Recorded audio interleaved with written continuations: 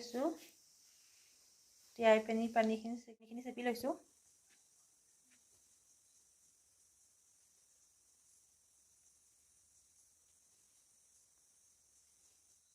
এটা বিলাহী, এটা শুকান জলকীয়া, আদা নহৰু পেষ্ট আৰু এটা ডাঙৰ চাইজৰ পিঁয়াজ এনেদৰে কাটি লৈছোঁ।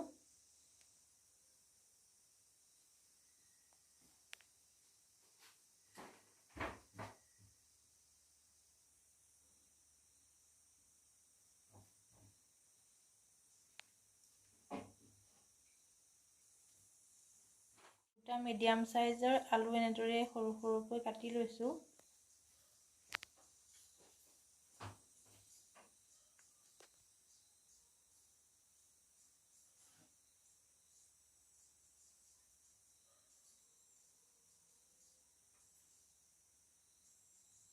এখন কেৰাহীত অলপমান তেল গৰম কৰি লৈছোঁ।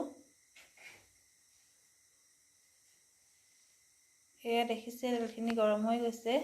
এতিয়া কেইটামান পাঁচফোৰণ দি ল'ম। তেলখিনি গৰম হোৱাত কেইটামান পাঁচফোৰণ দি লৈছোঁ।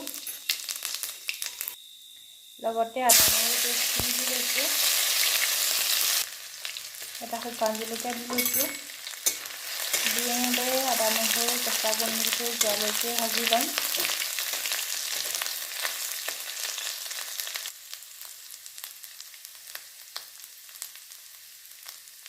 কাটি লোৱা বিলাহীখিনি দি ভাজি ল'ম। তেনেকৈ পেষ্ট বনাই ল'ব পাৰে।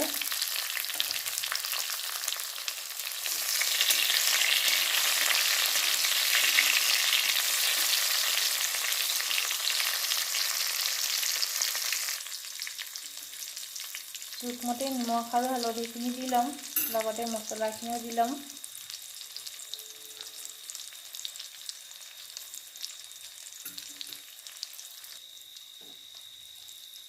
লগতে জিৰা পাউডাৰ আধা চামুচ, ধনিয়া দিছোঁ আধা চামুচ, আৰু গৰম মছলা দি লৈছোঁ।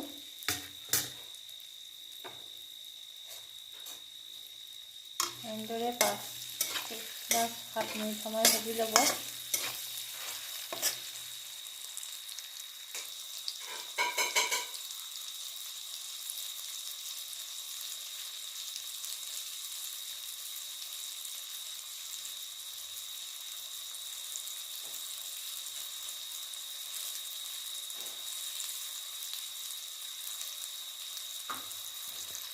বিলাহীখিনি ভজা হ'লত এতিয়া আলুখিনি দি ভাজি ল'ম। এনেদৰে সৰু সৰুকৈ কাটি লৈছোঁ আলুখিনি।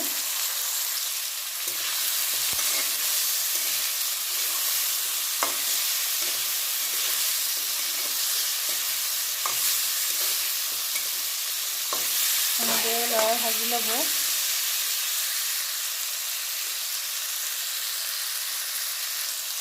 এনেদৰে 5 বা 7 মিনিট সময় তেলতে আলুখিনি ভাজি ল'ম। এনেদৰে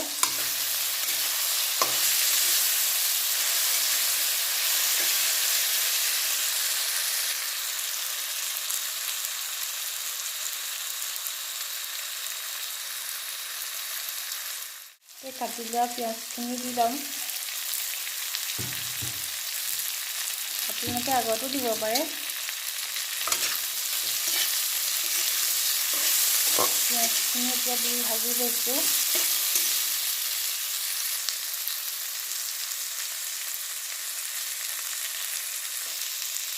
5 মিনিটমান ভজাৰ পিছত আলুখিনি ৰঙচুৱা হৈ আহিছে।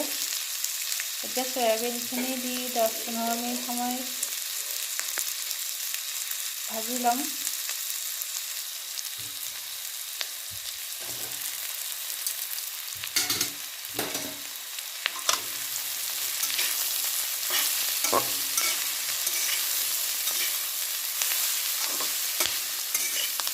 এনেদৰে ভাজি ল'ম চয়াবিনখিনি দি।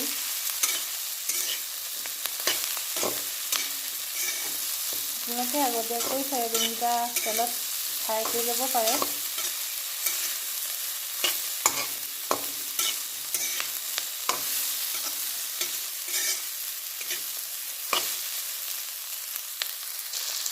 এনেদৰে 5 মিনিটমান সময় তেলতে ভাজি ল'ম।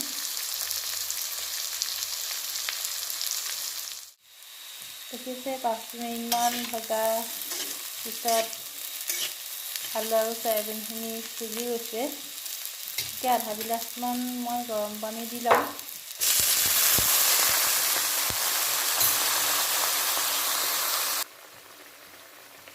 এনেদৰে সিজিবলৈ মই ঢাকি দিম। মই দেখিছে ধুনীয়াকৈ উতল আহিছে। এতিয়া ৰেড চিলি পাউডাৰ আধা চামুচ এনেদৰে ছটিয়াই দিছোঁ।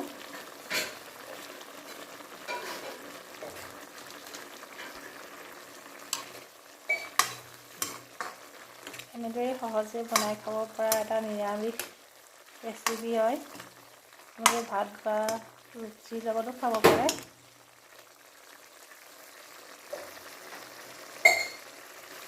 এটা ধুনীয়া নিৰামিষ ৰেচিপি, আপোনালোকে এনেদৰে বনাই খাব পাৰে। একেবাৰে মাংসৰ দৰে লাগিব খাই। মাছ মাংস নহ'লেও কথা নাই।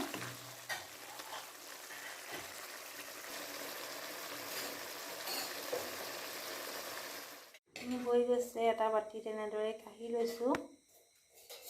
গৰমে গৰমে ভাত আৰু ৰুটিৰ লগতো খাই ভাল লাগিব। লগতে ধনিয়া আছে যদি ঘৰত ধনিয়া অলপ কেইটামান দি ল'ব।